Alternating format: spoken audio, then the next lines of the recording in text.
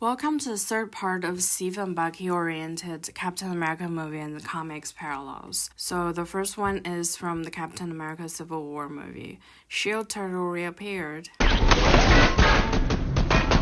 Bucky came back from brainwashing and asking Steve, "What did I do?" Steve answered, "What did I do? Enough in the movie, and was kind of harsh on Bucky in the comics, asking what was he thinking even though he was brainwashed. Plant Yourself Like a Tree was set in Civil War Titan comics from Steve to Spider-Man, not like the movie from Peggy to Sharon. Even if everyone is telling you that something wrong is something right, even if the whole world is telling you to move, it is your duty to plant yourself like a tree, look them in the eye and say no. You move. Steve carrying Bucky after he was hurt. You don't deserve it. My father made that shield. Bucky and Steve went to Wakanda to destroy Bucky's brainwash coding in the comics Infinity War Prelude, and Bucky went himself during the Falcon Winter Soldier show flashback.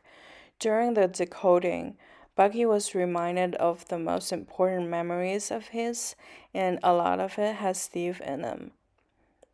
It's almost taken directly from the comics, word by word and panel by panel.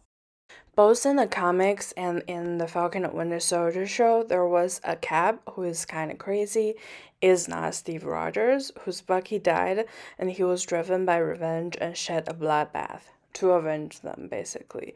It's almost tragically ironic that every Cap is motivated by their Bucky's death in every version and every universe, multiple times in the comics, by the way. Kind of like Uncle Ben and Spider-Man. The next ones are the real-life parallels. Both Chris and Steve have been real adversary for Bucky's innocence. They both think Bucky was the gun and wasn't the one pulling the trigger, which is true, by the way. He is a victim rather than a villain to anyone else who would listen. He wasn't a villain, he's a victim, really. Exactly. Really?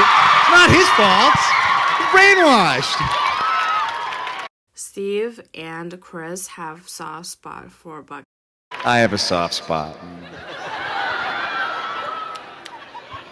And Infinity War, obviously the Guardians of the Let's Galaxy. just get back to the subject. Go back to what we're talking about.